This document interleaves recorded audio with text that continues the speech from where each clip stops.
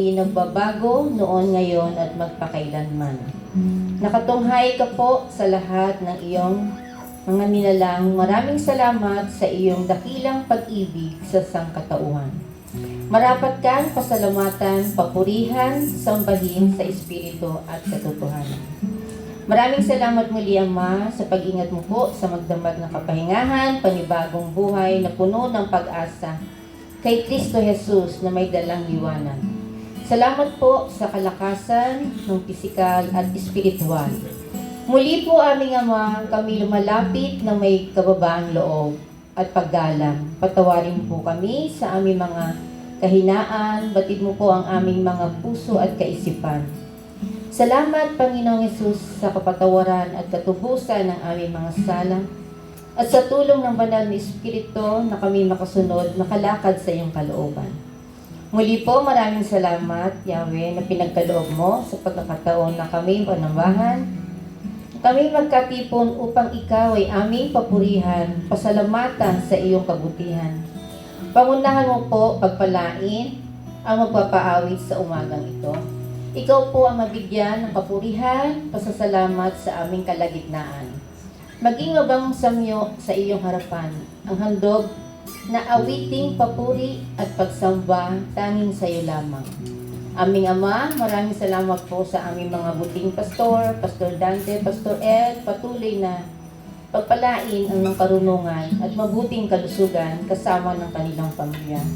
Salamat po, Panginoon, sa masipag at matyagang pagsaliksik ng iyong mga salita upang maibahagi sa mga nakikinig. Matanggap po namin ng may kaliwanagan at mailapat sa aming buhay at naway ibahagi namin sa iba ang iyong banal na salita ng kaligtasan. Sa aming COG Bacoor family, maraming salamat po sa iyong pagmamahal. Patuloy mo po kaming bigtisin ng iyong pagmamahal na kami manatili sa iyong salita, sa iyong presensya, upang kami magpatuloy na makasunod sa iyong kalooban. Maraming salamat po sa iyong kagandahang loob. Sa iyo po ang mataas na papuri, pagsamba, pagluwalhati, pasasalamat sa pangalan ni Yeshua na aming Panginoon at tagapagligtas. Amen.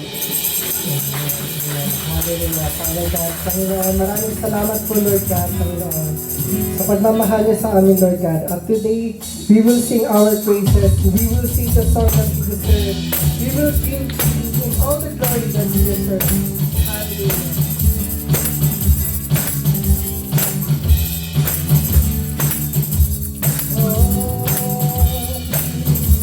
We sing and praise Him. Praise Him, Jesus our best Redeemer. Sing on earth, His wonderful love proclaim. Hail Him, highs our temple and glory. Strength and honor, keep to His soul remain. Like a shepherd, Jesus will guard His children. In His arms He carries them all day long. Praise Him, tell of His awesome grace. Praise Him, ever His joyful song. You sing and praise Him. Praise Him, Jesus our best Redeemer.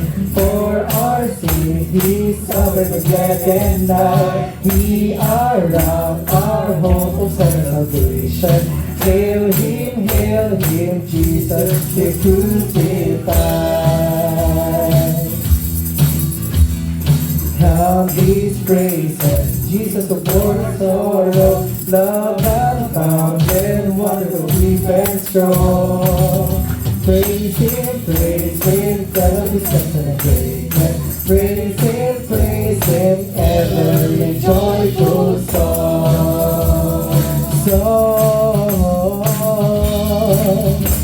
You sing, He reigns, oh yes Lord, sing praise, oh, He reigns, sing praise,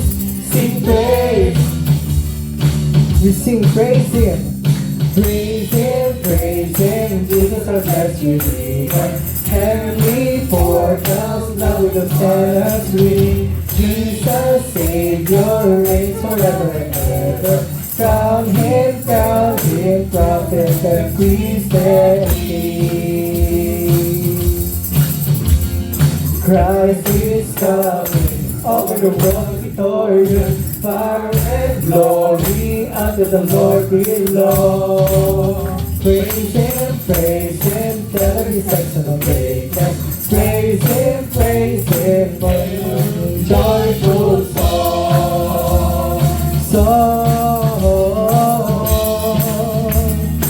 Listen, he reigns.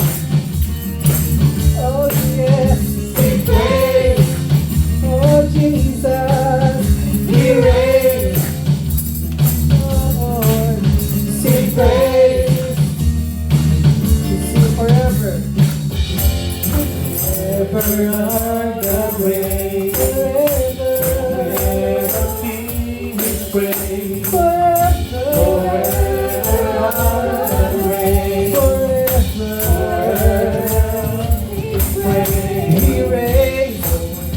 Forever are the praise. He praise. Forever he praise. He reigns. Forever are the praise. Sing praise. Forever. He reigns, he reigns, he reigns, he reigns, he reigns, hallelujah, he reigns, God, we praise you, oh,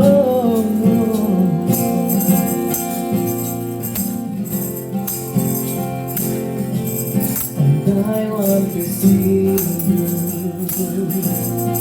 I want to see you. I want to see you. Lord, I want to see you. Sing. Open the eyes of my heart, Lord. Open the eyes of my heart. I want to see you. I want to see you. Open the eyes of my heart, Lord. Open the eyes. I want to see you. Yes, Lord. I want to see you. Say hi. To see you high and lifted up, shining in the light of your glory. Pour out your power and love, and we sing holy, holy, holy. Open the eyes. Open the eyes of my heart, Lord. Open the eyes of my heart. I want to see you. Yes, God. I want to see you. Oh, open the eyes. Open the eyes of my heart, Lord. Open the eyes of my heart. I want to see you. And I want to see you. To see you high. To see you high and lifted up, shining in the light of your glory. Pour out your power and love, as we sing holy, holy, holy. To see you high and lifted up, shining in the light of your glory. Pour out your power and love, as we sing holy, holy, holy. Holy, holy, holy, holy, holy, holy. We wanna see you. Holy, holy, holy. I wanna see you. Holy, holy, holy, holy. Open the eyes. Holy, holy, holy. Holy, holy, holy. I want to see you.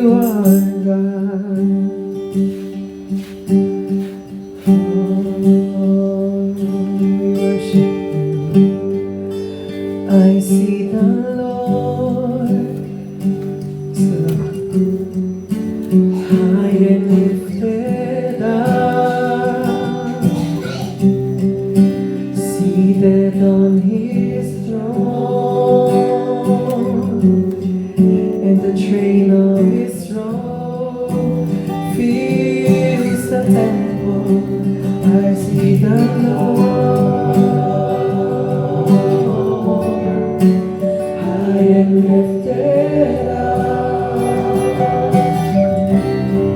with angels calling out, crying, holy is the Lord, and His glory fills, and His glory fills the earth, fills His praise, His glory fills, and His glory fills the earth, fills His praise. I see the Lord high and lifted up, yes God, seated on His throne, and the train of His glory fills the temple. I see the Lord high and lifted up, with angels calling out, crying, holy is the Lord. Sing the Lord, and His glory fills, and His glory fills the earth, fills His place, His glory fills, and His glory fills the earth, fills this place. Here am I, send me. Show your power and your glory through me. Here am I, use me. Show your beauty and your mercy through me. Kamilala mo ako, upang makita niyong lakas kalwalhatian. Gamitin mo ako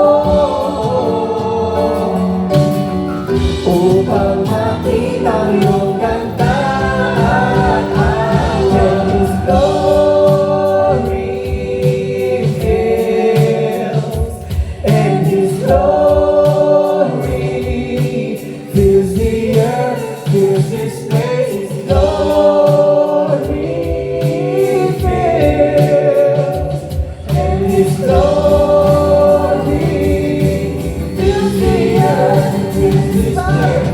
Power fills, and His power fills the earth, fills this place. Presence fills, and His presence fills the earth, fills this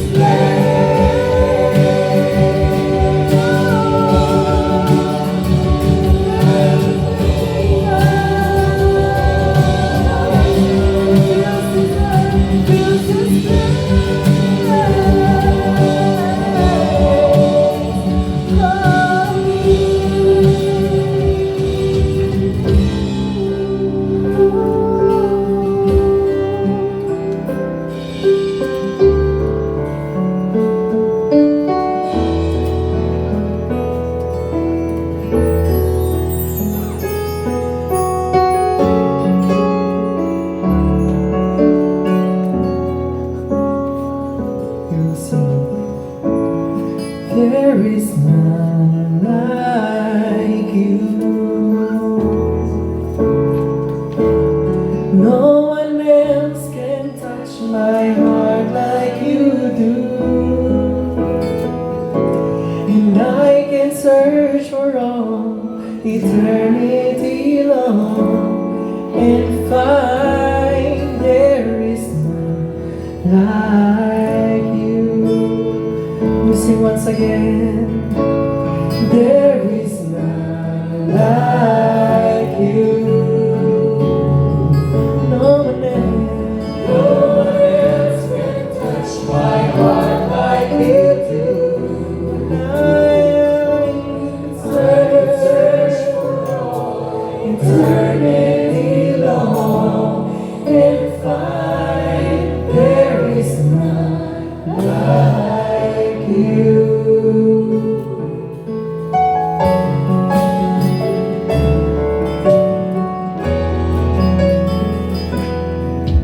Your mercy flows like a river wide, and healing comes from your hand. Oh, suffering children are safe in your arms. There is none like you. There is none like you. There is none like you. There is none like. No one else can touch my heart like you do. And I could search for all eternity long and find there is none like you.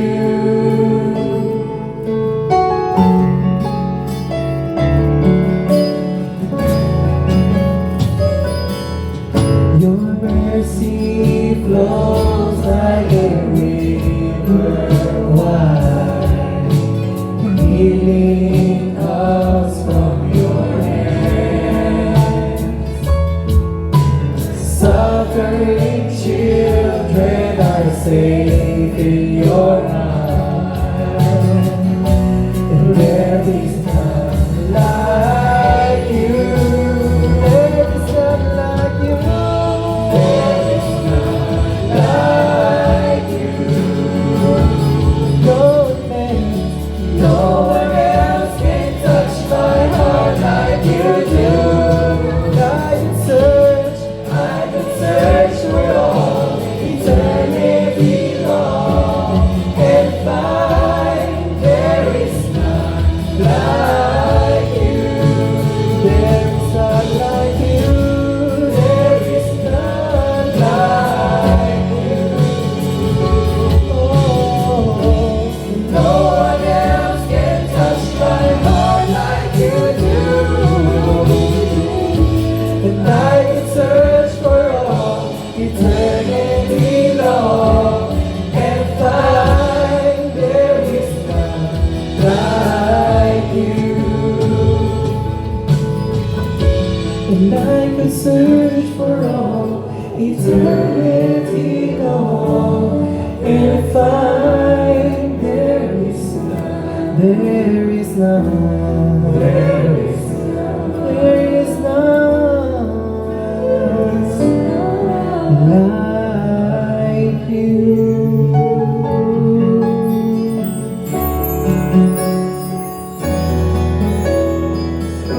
We sing, Hosanna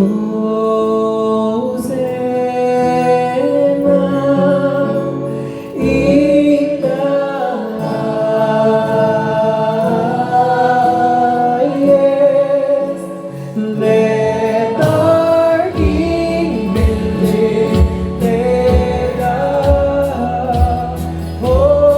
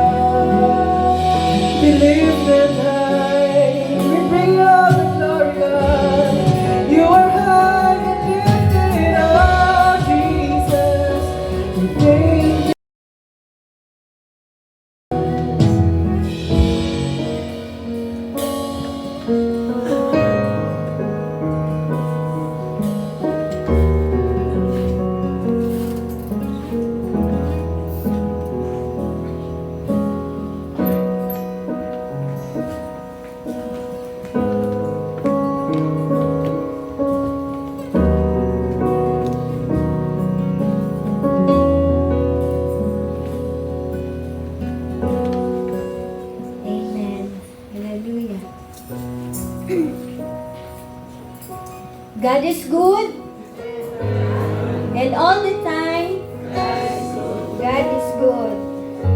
Okay, babasahin ko po ang 2 Corinthians 9:11. You will be enriched in every way, as that you can be generous on every occasion. And through us, you generously will result in thanksgiving to God. Amen. Hallelujah. So, it's giving time at isa sa simbolo ng ating pagpupuri at pagsamba sa Panginoon ay yung ating pagbibigay ng ating mga kaloob. Ayan. We have many resources and it's time to give it back to the Lord. Amen. At magpapasalamat tayo sa Panginoon sa lahat ng biyaya na ibinigay niya po sa atin. Let us pray. Dakilang Diyos, aming Ama, maraming salamat po sa umagang ito, Panginoon, bilang pagsamba namin sa iyo. Kami ay magbibigay ng merong kagalakan sa aming mga puso. This is just a portion of all your blessings to us, Lord God. Alam namin, Panginoon, na hindi ka namin ma-outgive. If we give you, Lord, mas higit pa ang ibinabalik niyo po sa amin. Maraming salamat po, Ama, sa lahat ng mga biyaya at pagpapala na mayroon ka para sa aming lahat, Panginoon. Patuloy niyo pong pagyamanin kung anumang mga resources meron kami upang, Lord, mapalago namin yung aming pagsamba sa iyo sa pamamagitan ng pagbibigay ng aming mga tithes and offering. Lord, pagpalain niyo ang bawat isa na naririto, Panginoon, na lahat ng meron kami, Lord God, ay maibalik namin sa iyo bilang pagsamba. Maraming salamat po, Panginoon, at sa mga bagay na ito, Lord, na malilikom, hayaan niyo pong magamit ito para sa ikalalawak pa ng iyong gawain sa lugar na ito, Panginoon. Maraming salamat po, Ama, na magamit ito para sa ikaluluwalhati ng iyong banal na pangalan. Maraming salamat po, muli namin itinataas sa iyo ang aming pagbibigay, Panginoon, ng merong kagalakan sa aming mga puso. In Jesus' name, Amen. So I clap my hands and praise you again and again. 'Cause all that I have is a hallelujah, hallelujah. And I know it's not much, but I'm nothing else fit for a king, except for a heart singing hallelujah, hallelujah.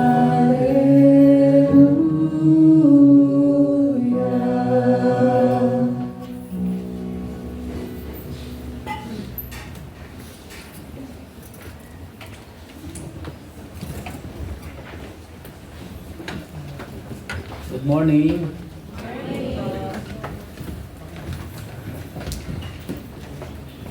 Thank you, praise and worship.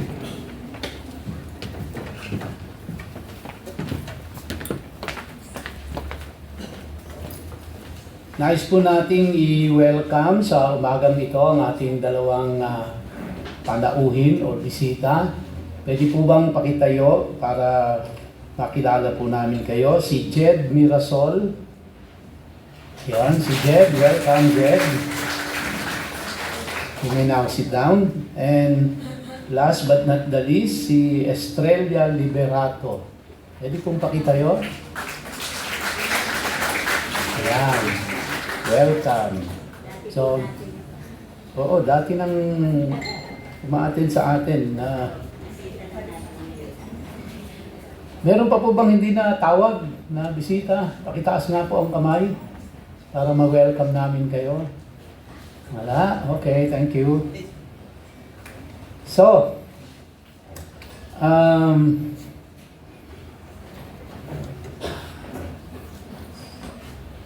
as you can see on the screen, ang ating pong paksang tatalakay ngayon ay yung pagpapatuloy ng ating pag-aaral sa Book of Leviticus. So para po doon sa hindi nakakasubaybay, ito po ay bahagi ng pag-aaral natin ng Torah at alam mo natin na ang Torah is the first 5 books of the Bible, yung Genesis, Exodus, Leviticus, Numbers, and Deuteronomy. So nasa Leviticus na po tayo at natapos na natin yung Genesis ng humigit kumulang 2 taon.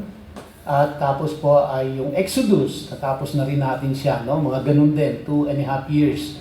And now we are on chapter 14 ng Leviticus naman. So pag natapos po natin ito, and then we will continue with the book of Numbers and Deuteronomy. Okay, so mamaya pong 1 o'clock, meron pong pa-meeting si Ate Ching. So yung pong mga required na umattend ay 1 o'clock yung inyo pong meeting. And then after that, mga around 2:15, ako naman po ang may pa-meeting. So na parating na po sa inyo ni Sister Lily kung sino yung mga concern, no, na attend sa meeting ko ng 2:15. Okay? So yan po. Tayo po ay saglit na yumuko at manalangin. Ama naming Diyos, lumalapit po kami sa iyo sa mga oras na ito upang humingi ng iyong gabay sa pag-aaral namin ng iyong salita. Hindi lamang po gabay, Panginoon, kundi kaliwanagan upang aming maintindihan ang aming pag-aaralan.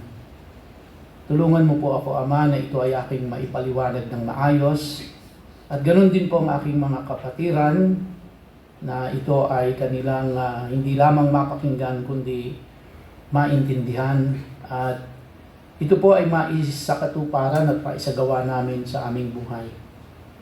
Maraming salamat po sa presensya ng bawat isang naririto at higit lalo sa lahat, salamat sa presensya ng Espiritu Santo sa aming pong kalagitnaan. Sa iyo po ang papuri, ang pagsamba at pagdakila sa pangalan ni Yeshua. Amen and amen. Leviticus 14. Basahin po muna natin yung mga talata. At ito ay mula verse 33 hanggang verse 57. Adonai said to Moshe and Aaron. Now ito po yung, dito po sa Leviticus ay 3 beses lang ito na kinol ng Diyos ang attention ni Moses at saka ni Aaron. Minsan po si Moses lang, minsan si Aaron lang.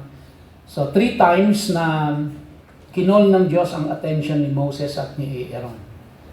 Wala po namang ibinigay na dahilan ang Bible, ngunit ang principle kapag ito ay inuulit-ulit sa Bible, ibig sabihin mahalaga yon.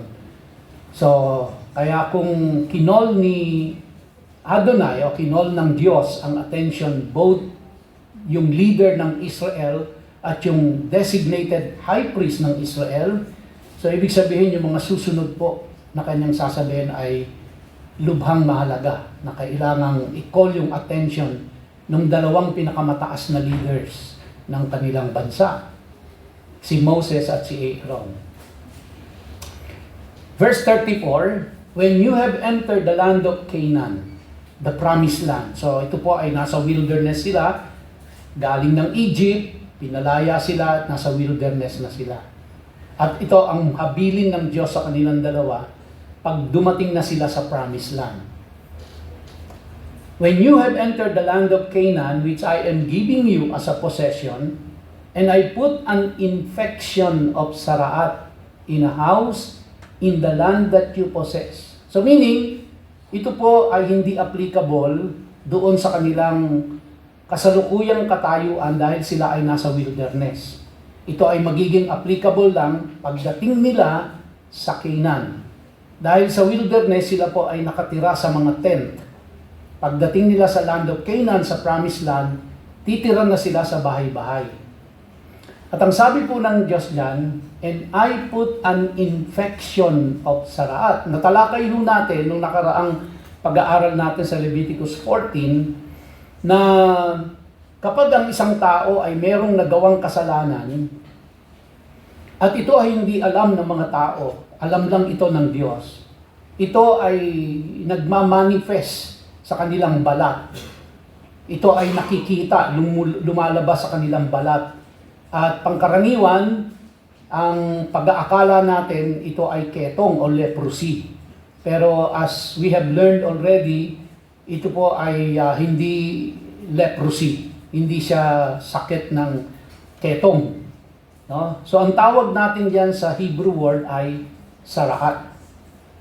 Yung pala, pagdating mo natin sa verse 34, hindi lang pala ito sa tao. Yung palang saraat, which is the skin disease, ay meron din pala ito sa bahay. So yung bahay, nagkakaroon din siya ng so-called saraat na parang skin disease, parang sa tao. At ito po ay ang Diyos ang nag-ano nito. Ang Diyos ang nagbigay nito, no? O cause ng saraat, ng infection sa bahay. Now, syempre yung bahay wala namang kasalanan. Di ba? Kasi material, physical yan. So, ito ay kapahayagan na merong kasalanang ginagawa doon sa loob ng tahanan na yon. Kaya yung mismong mga pader nung tahanan ay nagkakaroon ng so-called saraat na para siyang merong skin disease. Yun po yun. Huh?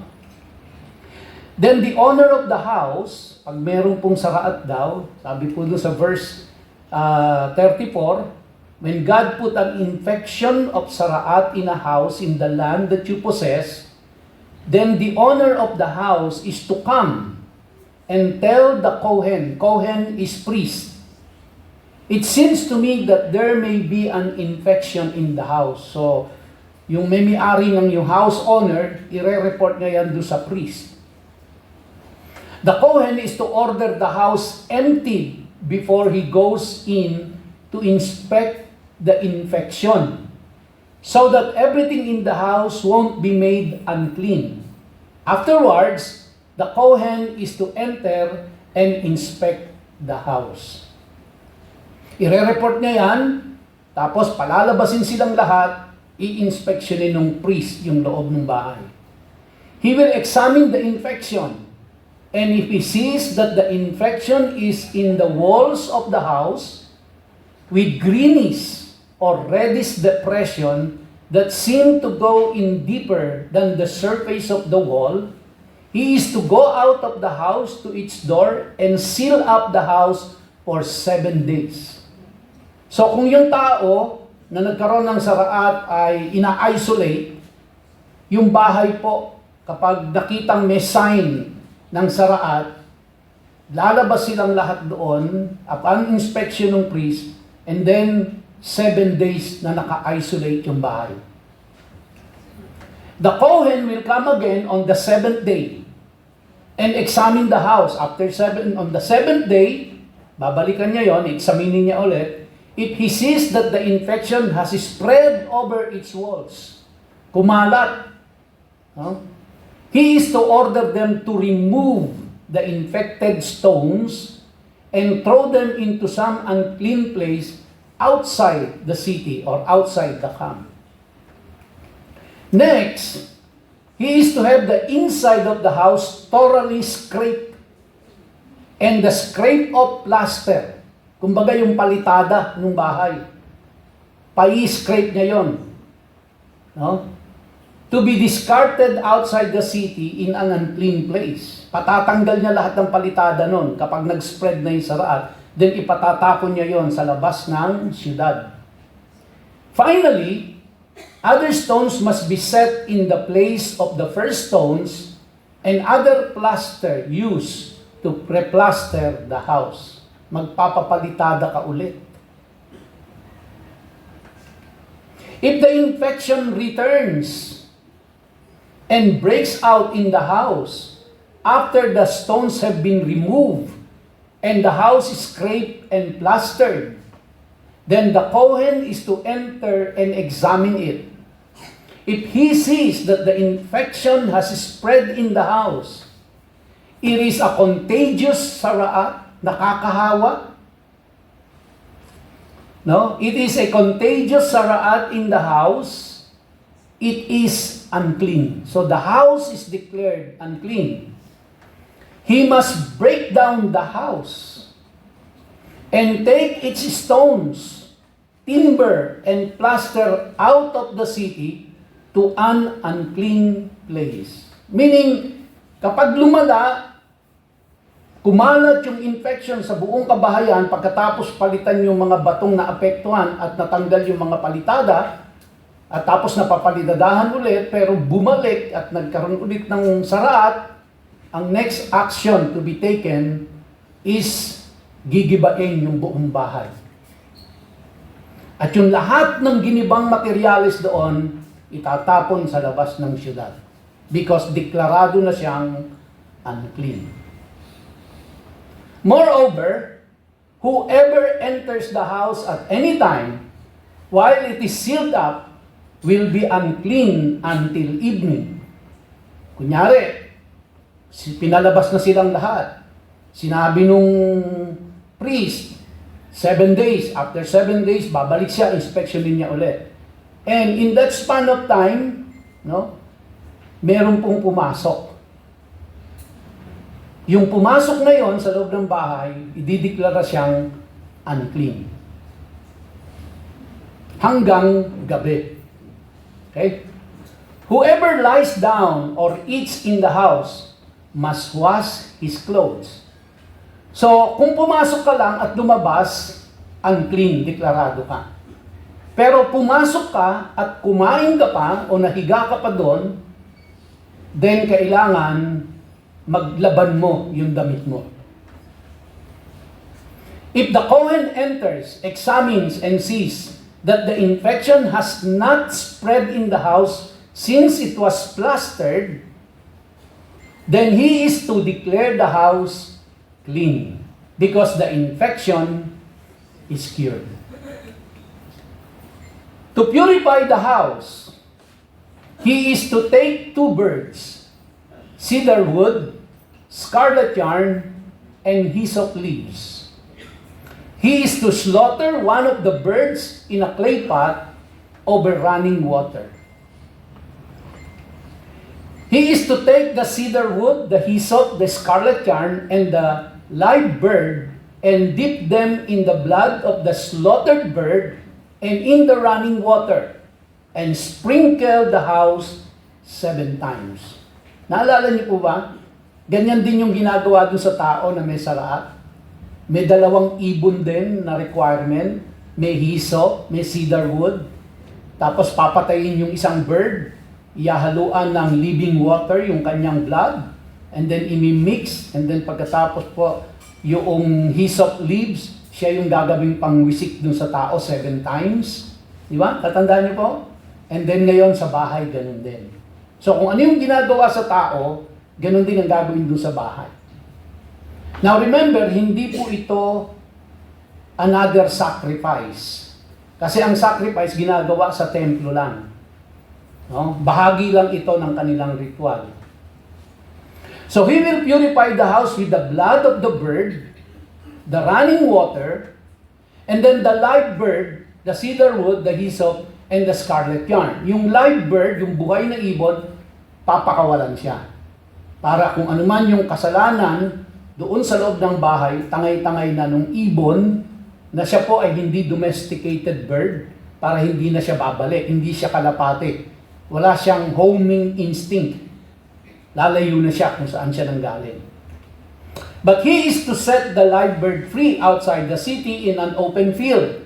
Thus, he will make atonement for the house, and it will be clean. Such is the law for all kinds of saraat sores for a crusted area. Yung 55 to 57 po, pag tinignan natin yan, makikita natin na siya yung parang pinaka-summary ng chapter 11 ng ng chapter 11 hanggang chapter 15. And you will see later bakit ganito ka-tedious ang kanilang mga requirements. Makikita lang ho natin yan if we will continue reading hanggang dun sa chapter 16 onwards. Kapag tumigil tayo ng pagbasa hanggang chapter 15, hindi ho natin malalaman ang dahilan kung bakit ganyang katidyos yan. Dahil nandun sa chapter 16 onwards, ang lahat ng dahilan ba't pinagagawa sa kanila yan. Remember, ang Bible po ay hindi sinulat ng may chapter at verses. Ang Bible ay sinulat ng dire-diretso. So, for saraat in a garment, for a house, for a swelling, for a scab, and for a bright spot, to determine when it is clean and when it is unclean. This is the law concerning saraat. So, ito yung batas na kanilang susundin pag nagkaroon ng saraat yung tao at nagkaroon ng saraat yung bahay. At itong saraat na ito ay hindi lang po yung tao ang naapektuhan at hindi lang yung bahay, kundi pati po yung mga garments, kasuotan, leather goods, naapektuhan po. Kaya kung titingnan natin ang principle behind this, ang kasalanan, apektado ang lahat. Pag ang isang tao ay nagkasala, hindi lang siya ang apektado. Apektado ang lahat sa buhay niya. Okay? So, as we have read in verse 34, ito pong saraat na ito sa bahay ay isang uri ng plague na ang Diyos ang naglagay nun. Kumbaga, it's a form of judgment. And of course, ang dahilan po, dahil merong kasalanan doon sa loob ng tahanan. Now, ito po ay Leviticus 3,500 years ago na isulat, but the principle remains the same until now. If there is sin in the house, maaring hindi po magkaroon ng saraat ang pader at magkaroon ng saraat ang tao. Pero po, ang judgment ng Diyos ay nandoon sa tahanan na yon. So, isang maliwanag na mensahe lang ho ang ipinaabot ng Diyos sa atin hanggang ngayon. If there is sin in the house, everything is affected. Mula sa mga taong nakatira, mula sa taong nakagawa ng kasalanan, at lahat ng nakatira sa loob ng tahanan, pati ang kanilang mga material possession, lahat yon apektado ng kasalanang ginawa ng taong yon. No. So, according to the law, yung priest lang ang pwedeng mag-inspect. Pero, magbo-volunteer yung taong nakatira dun sa bahay. Pag napansin niya na meron pong greenish and reddish stains or spot doon sa pader niya, voluntarily pupunta siya doon sa priest para i-report yun. And the priest pupunta siya doon sa bahay to inspect, dahil ang magdideklara lang na yon ay saraat, hindi po yung homeowner, kundi yung priest. Kaya po ang procedure, palalabasin niya lahat ng tao doon sa bahay. At pagkatapos po, 7 days na i-observe. Under observation yung bahay mo for 7 days. On the 7th day, babalik yung priest. Kapag hindi nawala, ibig sabihin, possible na may saraat. Kaya ang gagawin niya, papapalitan niya yung bato na apektuhan, pakakayod niya yung palitada, and then patatapon niya outside the city, and then pagkatapos, mag-iintay ulit sila ng time. Okay? So, pagka nawala, kasi papapalitadahan niya ulit, papapalitan niya yung bato, pag nawala, i-declare niya na na-clean yun, balik na yung mga tao sa bahay nila. Pero pag hindi nawala, no, pagigiba niya na yung bahay. Imagine niyo po kung nangyayari sa atin ngayon yan. Sino ho sa inyong papayag na ipagiba ang bahay dahil sinabi ni pastor? Ha?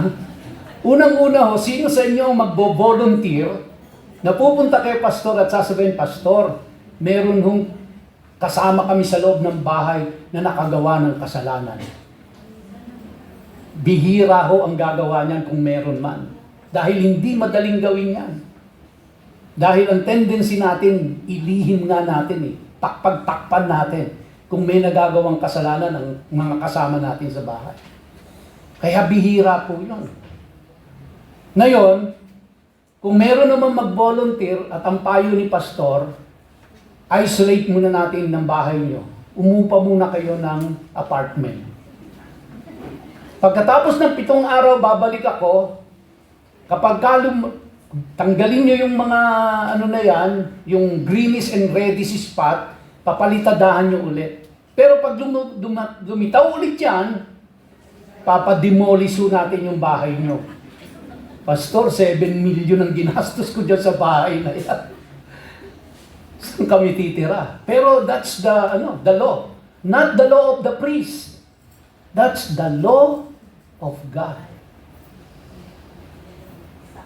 And to disobey God, mas malala ang mangyayari sa kanila. No?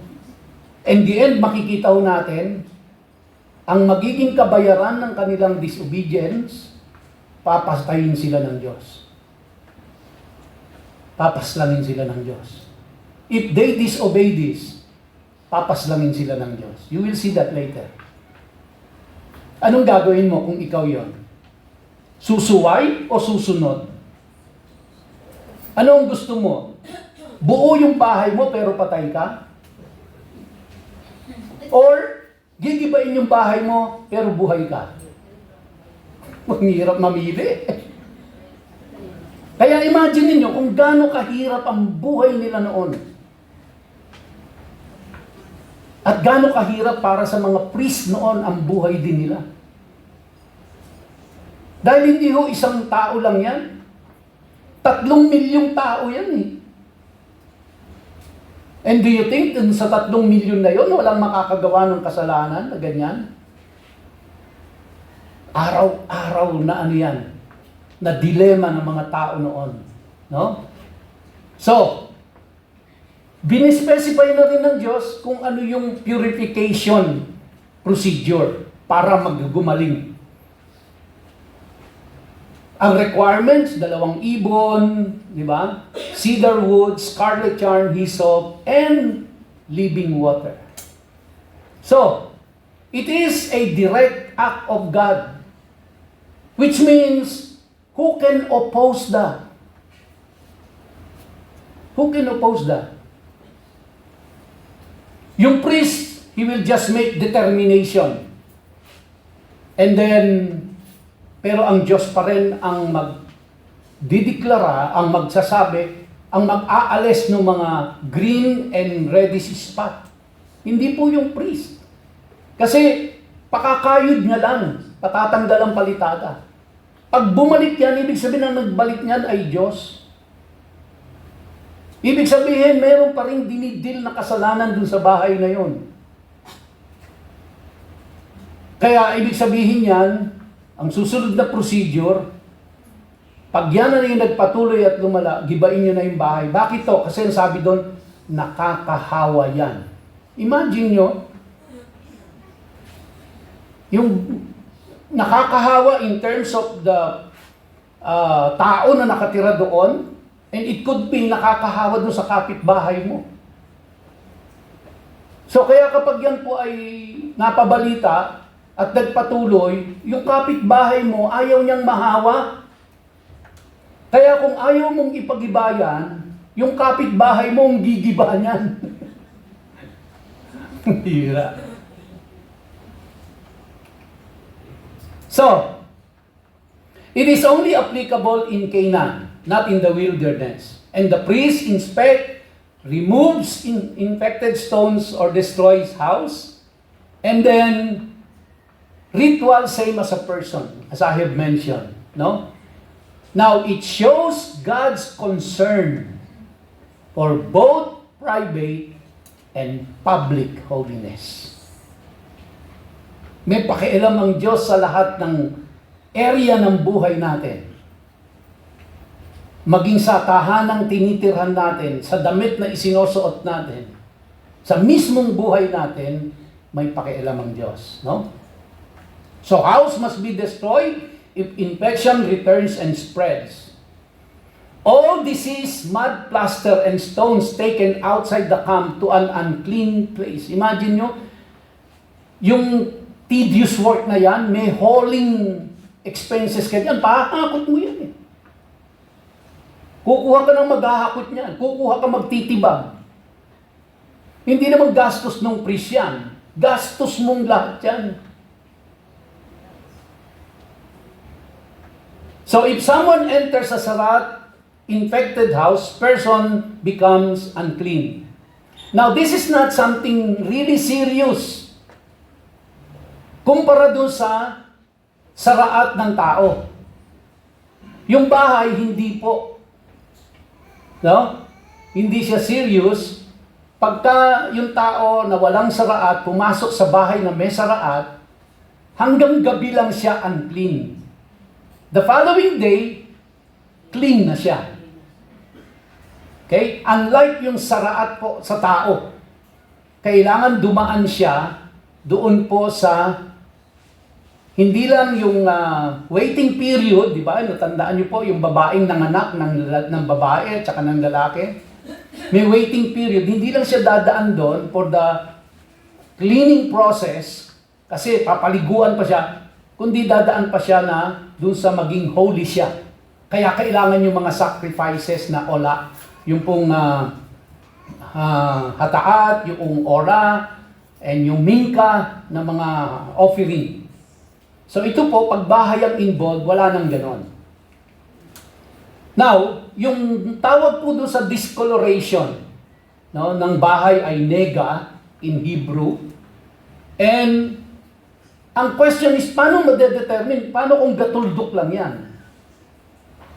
Na may pamantayan po sila dyan. At yung pamantayan po nila must be the size of 2 grisin. Hindi ko alam kung ano yung grisin. Nasa, ano po yan eh. Nasa, anong tawag nila ron? Jewish law nila. So, ang comparison po niyan ay parang 2 barya. Kasing laki ng barya. So, pag may nakitang ganun kasing laki lang, na spot ng red and green, papatawag ka na ng priest. Inspectin ng priest yun. Oo nga, may green at red. Okay, labas kayong lahat. 7 days. Pagdating ng ika-7 day, inspect ulit siya. Meron, i-scrape nyo yan. Tibagin nyo, tanggalin yung bato. Ganun po. No? Now, if you will notice, the pattern para sa purification process is the same for all saraat. Yung pattern para doon sa tao ay parehas din para doon sa bahay. Kung paano siya dadaan sa purification process. Kailangan ng living water, kailangan ng hyssop, kailangan ng 2 ibon, kailangan ng cedar wood, ng scarlet. No? So, as I have said, hindi kailangan dumaan doon sa ola, sa hataat, sa minka sacrifices, kasi hindi naman pinababanal yung bahay. Okay? Ang nagiging holy lang, na may requirement na maging holy, ay yung tao. Okay? Kasi yung bahay, hindi naman siya pupunta sa templo para maghandog. Pero yung tao kasi, pupunta siya sa templo para maghandog.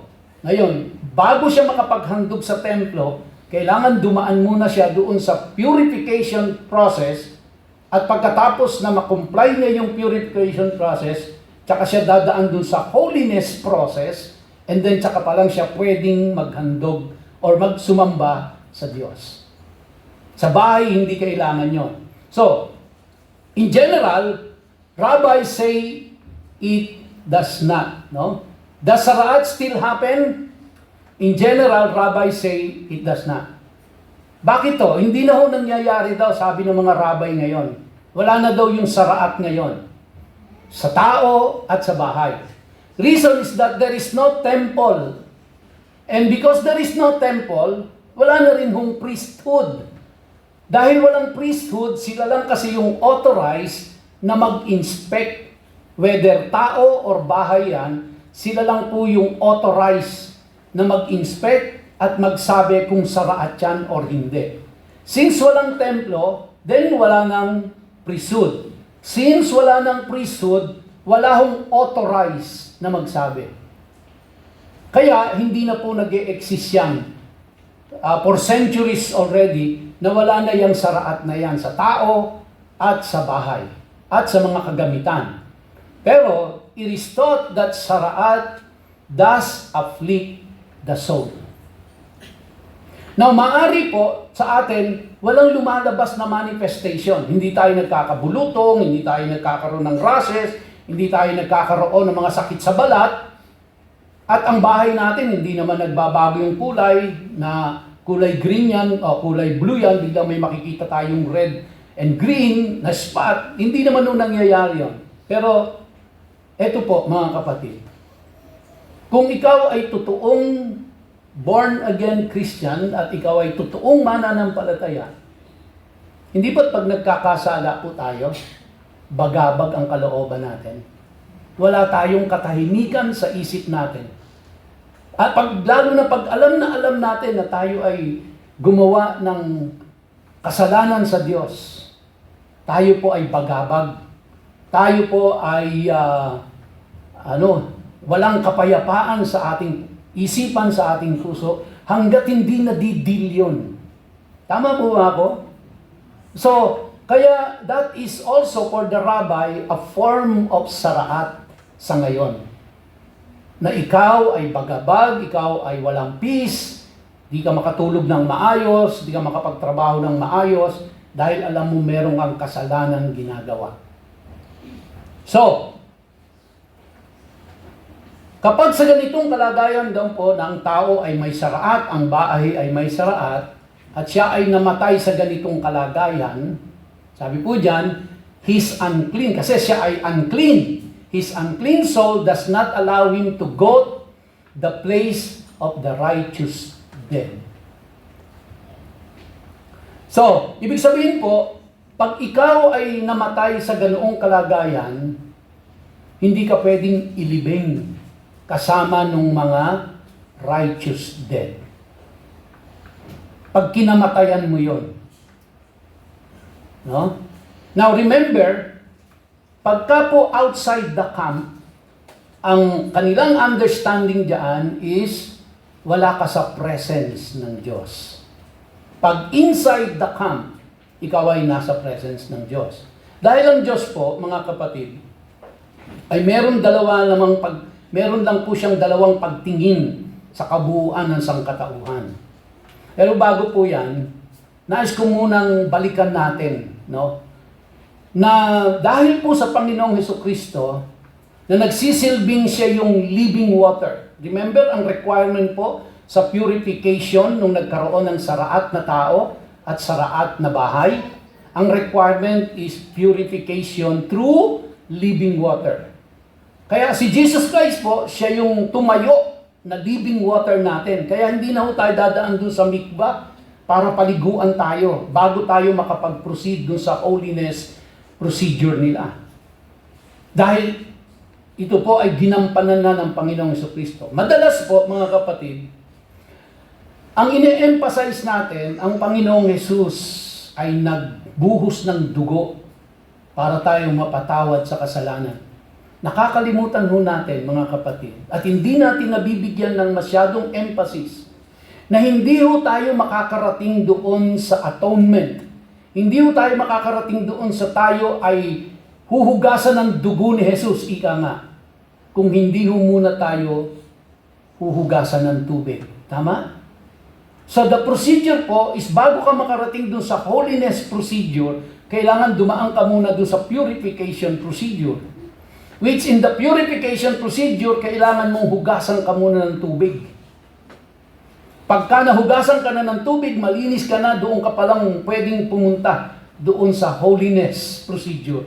Yung pag-aalay na ng mga tupa ng mga hayop. Yung kanilang burnt offering, yung kanilang hataan. Kaya po, si Jesus Christ po, ang ating Panginoon, ay hindi lang po ang dugo niya ang dapat nating bigyan ng emphasis. Ang dapat din ho nating bigyan ng emphasis dahil bago tayo nakarating doon sa tayo'y patawarin sa ating kasalanan sa pamamagitan ng kanyang dugo, ay hinugasan muna tayo. Dumaan muna tayo doon sa cleansing process. At ang gumanap po ng lahat niyan ay walang iba kundi ang Panginoong Jesucristo. Kaya siya po yung living water and at the same time, siya po yung blood na pinagmix at siya yung iwinisik, kumbaga, sa atin. Nakikita niyo po ba, no? Yung procedure na yan. So, blood and water from His side. Kaya para doon sa mga Hudyo, nung makita nilang tumagas ang tubig at dugo sa tagiliran ni Jesus nang siya po ay tarakan ng sibat, it is very unusual. Hindi po nangyayari yon sa lahat ng mga ipinapako sa krus. So when they saw the water and the blood coming out from the side of Jesus Christ, iba ho ang ibig sabihin sa kanila nun. Because yung water is for purification and the blood is for the atonement of their sins. Ang Zechariah po ay nagsabi sa atin that Jesus Christ is not just a living water, but Jesus Christ is the source of living water.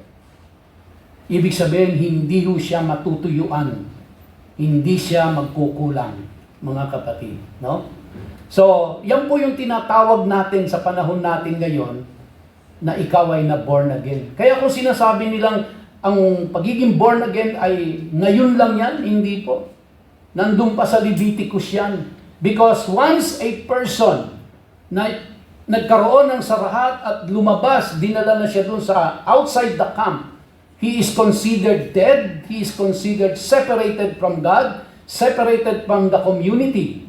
Kaya kapag gumaling yung saraat niya dahil pinagaling siya ng Diyos at pinagtibay ng mga priest, he will be allowed to enter again in the community inside the camp, to mingle again with people, and he is now given the right to offer sacrifices. At para sa kanya, siya ay muling ipinanganak kasi outside the camp, he is dead already. But inside the camp, he is born again. No? Kaya, alam nyo, napakasarap pong intindihin ito eh. Para mas malalim ang pag-intindi natin ngayon sa kung ano ang pagiging born again natin. So tayo po ay mistulang mga nagkaroon ng sarahat. Lahat tayo ay namumuhay na outside the camp at lahat po tayo ay considered dead, separated from God. But because of Jesus Christ, because of His water and His blood, pinagaling mo tayo, ibinalik tayo inside the camp at binigyan ng karapatang sumamba sa Diyos ngayon at mag-alay sa Kanya. Kaya yung pagsamba at pag-aalay sa Diyos, it's a privilege. It's a privilege. Hindi utang na loob ng Diyos sa atin yan. Utang na loob natin sa Diyos yan na tayo ay muling makapaghahandog sa Kanya at tayo ay muling makakasamba sa Kanya. Now we have much deeper understanding kung ano ang pagiging born again natin, mga kapatid. No? So, final reflection, God's purification process is costly and deeply spiritual. So, kita naman natin sa kanila kung gaano ka-costly yan sa kanila. Pag yung tao po ay nakalaya na siya doon sa saraat, pagbalik niya sa camp, required pa siya na dumaan sa burnt offering.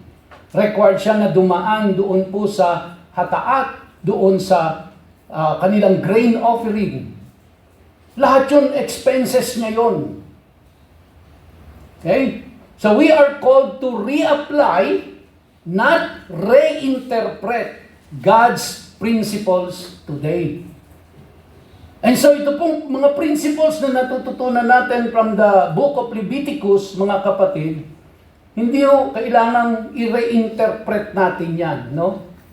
I-reapply natin sa buhay natin yan. And Leviticus 14 teaches restoration, holiness, and the unchanging nature of God. Dito po makikita natin mga kapatid na walang pwedeng lumapit sa banal na presensya ng Diyos na ikaw ay unclean. Kailangan ka munang linisin at kailangan ka munang papabanalin before you can enter into the presence of a holy God. You have to go through that long, tedious, expensive process. Pero mga kapatid, and yet gagawin nila yon because ang priority nila is to appear before the presence of God. Kailangan nilang gawin yon. Tayo po, ginawa na ng Panginoong Jesus. Pero minsan,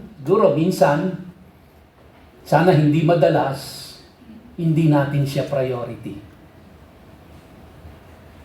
Tama ba ako doon?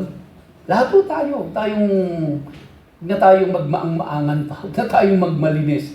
Lahat po tayo, for that matter, ay dumadating sa point na yon that He is not our priority. Kaya maganda na naintindihan natin kung ano yung process na dinadaanan nila noon na hindi na natin dinadaanan ngayon dahil ginawa na ng Panginoong Jesus para sa atin, and yet, di ba? Parang hindi pa rin natin magawa. So, blood and water in Yeshua, alam na ho natin yan. Yung water is for purification from uncleanness, and then the blood is for sanctification and holiness. And it is fulfilled in Jesus Christ and Jesus as the eternal source of living water. Kaya po, siguro sanayin na natin yung sarili natin na hindi lang natin binibigyan yung emphasis yung dugo ni Jesus.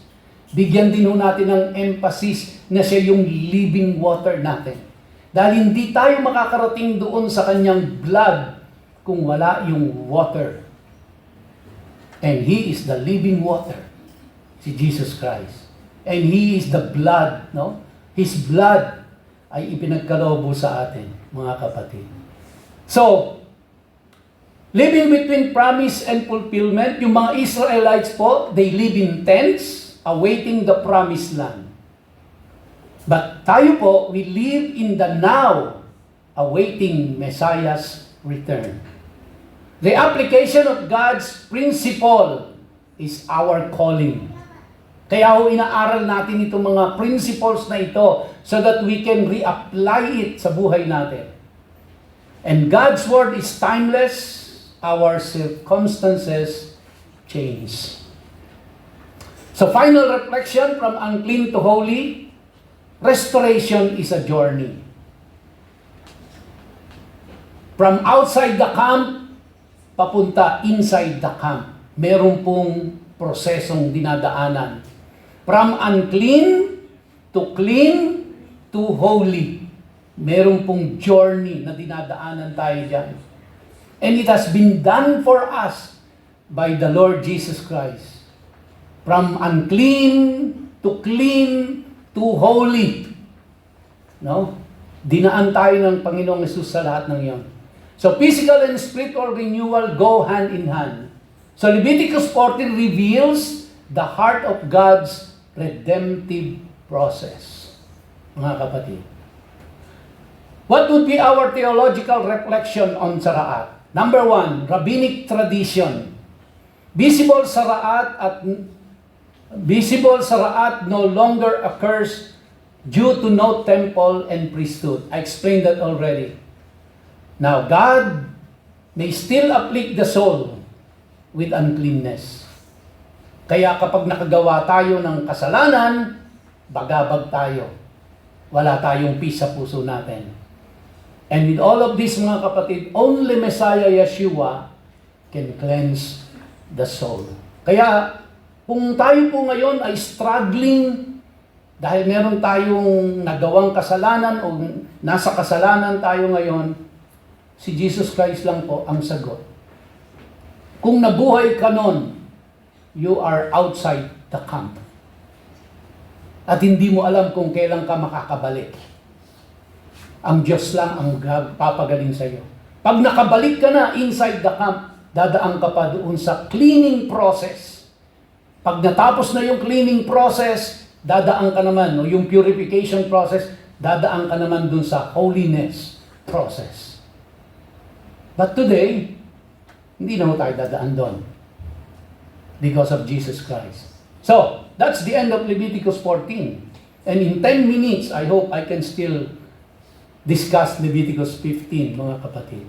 Basahin muna natin, although mahaba-haba, pero makukuha natin yung context pag binasa ho natin. Are you still with me? Yes. Pakikalabit nga yung katabi mo at sabihin mong makibasa ka rin. Hoy. Leviticus 15. Now, bago ko po basahin ito, mga kapatid, kasi yung babasahin natin dito, napaka-graphic. At alam niyo po ba na marami po ang ayaw talakayin ito. Mamaya malalaman niyo kung bakit. Pero, ang Book of Leviticus po, ang siyang unang libro sa Torah, ang itinuturo sa mga bata na 5 years old and pataas. 5 years old, 5 years old. Ang Leviticus. Hindi po Genesis. Hindi Exodus. Ang unang itinuturo sa mga batang Hudyo ay Leviticus.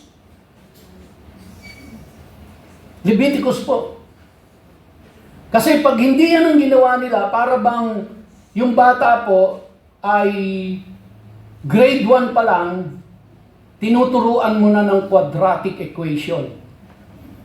Tinuturuan mo ng a squared plus b squared plus c squared. Get the square root of. Pag hindi mo Leviticus, kasi pag Leviticus po, ang ibig sabihin nun, parang tinuturuan mo yung bata ng primary colors. Ano ang mga primary colors?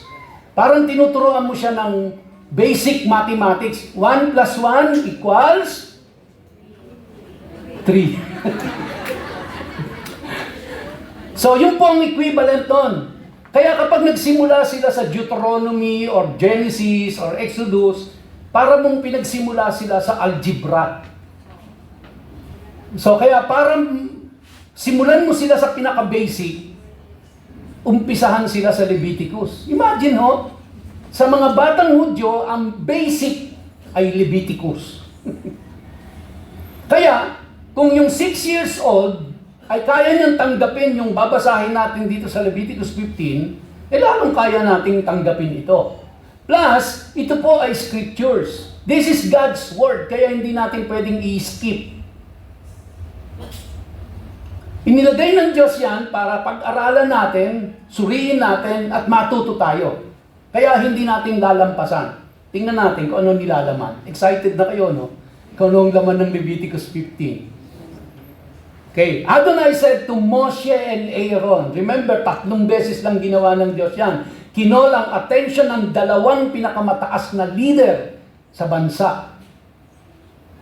Sabi niya, tell the people of Israel, when any man has a discharge from his body, the discharge is unclean. Alam niyo po ba kung ano ang Hebrew word nung body dyan? Sa English equivalent, sex organ. Kaya pag binasa niyo dyan, when any man has a discharge, pasintabi po tatagalugin ko para mas bumaon sa atin. Kapag ang lalaki ay nilabasan, ngayon, gusto niyo bang talakayin ng Leviticus 15? Natatandaan ko po, nung ako'y nasa Bible school, meron kaming tinatalakay. Foreigner yung aming teacher. Ang dami ho namin, 30 plus kaming lahat nag-enroll kasi magaling yung teacher Pero nung sinimulan na po ng teacher namin na mag-discuss regarding masturbation, which is a reality. Mga leader na kami dun nasa na po yun masteral na yung kinukuha ko, hindi yung BS, masteral degree na. ang kinukuha ko ng mga time na yon. So mga matured na kaming lahat doon, mga leaders. Mga 36 siguro kaming lahat, hindi ako nagkakamali. Yung next na pagbalik namin, wala na kaming 15. Because the half of the class were offended. Sabi nung isang napakinggan ko pa, teacher pa siya, sabi niya, hindi ko kayang matake. Parang hindi ko kayang pag-usapan yung mga ganyang bagay. Pero pag ito, tinagalog natin, no? When anyone, remember, this is God telling the two highest leaders in the country, discussing about what? Sabi niya, tell the people of Israel. Hindi niya po sinabing, tell the matured, the husband. And remember, this is being discussed sa isang batang 6 years old. Ano po ang sabi? When any man has a discharge from his body, ano ba yung discharge? Tagalogin nyo nga yung discharge. Oh, ba't hindi nyo masabi? Naiilang kayo. Discharge, nilabasan. Tama po? In English lang, kaya medyo parang hindi mabigat pakinggan. Pero nung tinagalog, bumibigat na yun. Kasi, iba ang takbo ng utak natin pagka ang salitang nadinig natin, nilabasan. Parental guidance nga ho pala to, ha? When any man has a discharge from his body, the discharge is unclean. Now, the discharge po na tinutukoy dito ay dalawa. The continuous flow, which is yung pong ihi niya, and yung pong mas hindi siya ihi. The discharge here is yung ibang fluid na lumalabas sa kanya, which is yung kanyang semen. O, Tagalogin nyo nga yun. O, ayaw nyo. Nandidiri kayo. Pero yun ang ano ng Diyos eh. Isipin nyo po, ang Diyos concern sa kung ano ang lumalabas sa'yo.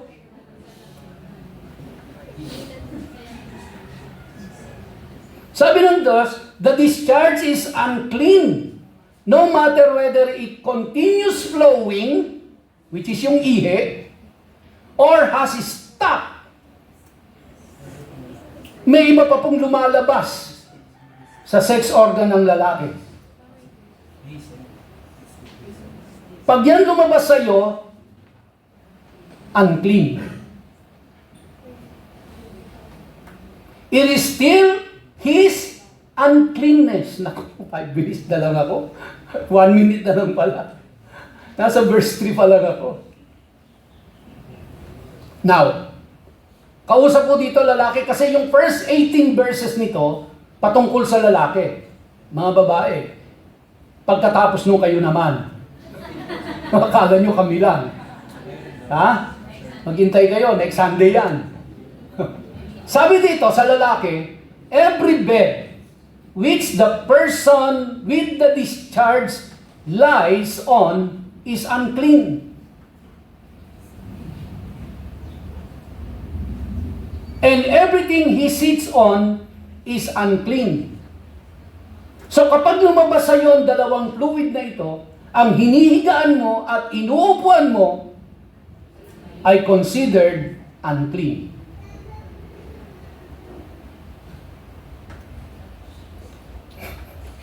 Whoever touches his bed is to wash his clothes and bathe himself in water. He will be unclean until evening. So, kung ikaw ay nasa ibabaw ng kama at ito ay lumabas sa iyo, at hinipo ng anak mo o ng asawa mo yung bed na tinutulugan mo, then siya ay deklaradong unclean. At kailangan siya ay, anong sabi diyan? Hugasan, labhan yung damit niya. At hanggang gabi, siya ay unclean. At maligo ka muna laban ng damit, at hanggang gabi, unclean ka. Ang gabi sa kanila hanggang alas 6. Pagdating ng 6:01, clean ka na. Now, may mga implikasyon ho lahat yan. Hintayin niyo ako, ha? Dahil darating tayo dyan sa chapter 16. Gusto niyo mag-advance reading na kayo? Tapusin na lang natin tong ano na to, ha? Whoever sits on anything the person with the discharge sat on is to wash his clothes and bathe himself in water. He will be unclean until evening. Anyone who touches the body of the person with the discharge is to wash his clothes and bathe himself in water. He will be unclean until evening. So hindi lang po yung hinigaan mo, hindi lang yung inupuan mo, ikaw mismo kapag ka merong pagbaba mo sa yung kama ay inakbayan ka, unclean na siya. Di ba? Now, if the person with the discharge spits on someone who is clean, nandura. Imagine niyo pati pandudura. Di ba? The latter is to wash his clothes and bathe himself in water. He will be unclean until evening. Any saddle that the person with the discharge rides on will be unclean. Ito po doon sa lalaki na nilabasan. It's either ng iye o kung ano pa man. Whoever touches anything that was under him will be unclean until evening. He who carries those things is to wash his clothes and bathe himself in water. He will be unclean until evening. Okay? If the person with the discharge fails to rinse his hands in water before touching someone, that person is to wash his clothes and bathe himself in water. He will be unclean until evening.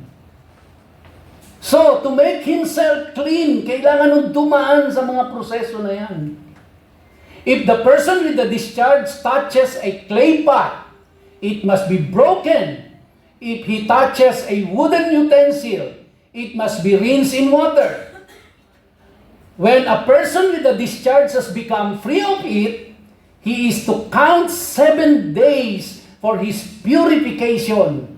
Then he is to wash his clothes and bathe his body in running water. After that, he will be clean. Stop po muna tayo dito, mga kapatid. But ito po ang ating gustong kumbaga take away natin. Imagine niyo po na pati itong mga bagay na ito pinapakialaman ng Diyos. Magtatanong tayo, bakit? Bakit? And then titingnan ho natin kung ano yung principle na nakapaloob dyan na may i-apply natin ngayon.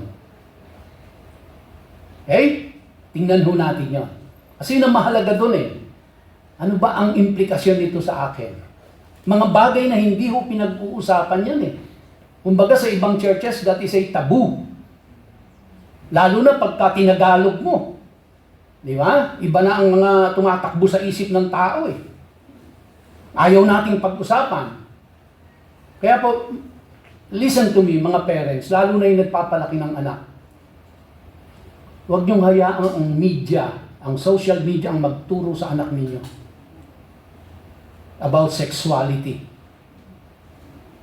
Kayo ang magtuturo sa kanila. Hindi ang napapanood nila, nababasa, kaibigan, and all that. Kasi darating at darating sila dyan. Hindi sila mananatiling inosente at ignorante habang buhay sa mga bagay na yan. Kaya sa kanila po, 5 years old, itinuturo na ang Leviticus 15 sa mga bata. This is about sex. It's about sexuality. So, sino gusto niyong magturo sa anak ninyo? Lalo na sa mga babae o sa mga lalaki. Sino gusto niyong magturo? Social media? Kasi ayaw niyong banggitin na nadudumihan kayo, nandidiri kayo, naaasiwa kayo. Pero ito nga, Diyos mismo ang nagsabi. Di ba? Diyos mismo ang nagsabi. Ini-English lang natin, kaya medyo magaang pakinggan. Pero pag tinagalog na natin, ganun din ang ibig sabihin nun. Pero ayaw natin banggitin. Kaya pag-uusapan natin yan. Ha? At ano ang connection niyan sa lahat ng pagsamba natin sa Diyos? Kasi lahat ng unang yan, it will lead us to the worship of God. It will all lead us to the worship of God. The proper worship of God. That's the ultimate goal, mga kapatid. Bakit tinatalakay ang lahat ng ito? Wala akong nakakadiri dyan if taken into in a right perspective. Wala akong masama dyan dahil nakasulat yan sa Biblia. Kasi kung sasabihin nyo sa akin masama yan, tanggalin natin ang Leviticus chapter 15. Hindi ho ako naglagay niyan dyan. Ang Diyos ang nagsulat niyan dyan. Ngayon, lalampasan na lang ba natin? O tatalakayin natin? Talakayin natin, no? Tayo tayong lahat. At tayo po ay umawit muna sa Panginoon bago po tayo magsara sa panalangin.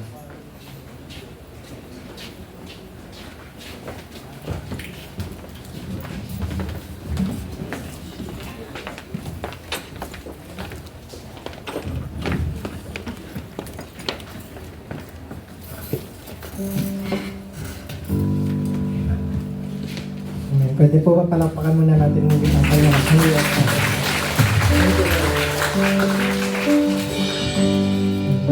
I was a wretch. I remembered who I was. I was lost. I was blind. I was running out of time. Sin separated. The beach was far too wide. But from the far side of the chasm, you had me in your side. So you made the way across the great divide, left behind heaven's throne to build it here inside. And there at the cross, you paid the debt I owed, broke my chains, freed my soul. For the first time I have hope. Thank you, Jesus, for the blood of life. Thank you, Jesus, He has washed me white. And thank you, Jesus, you have saved my life. You brought me from the darkness into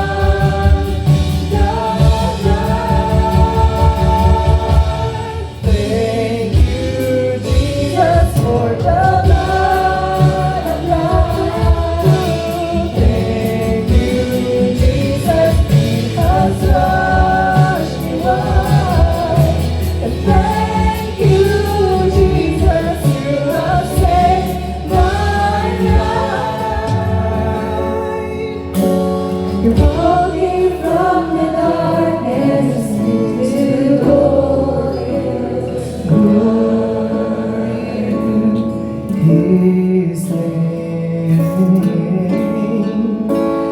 Glory to His name.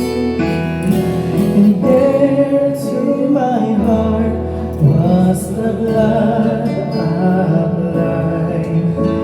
And glory to His name.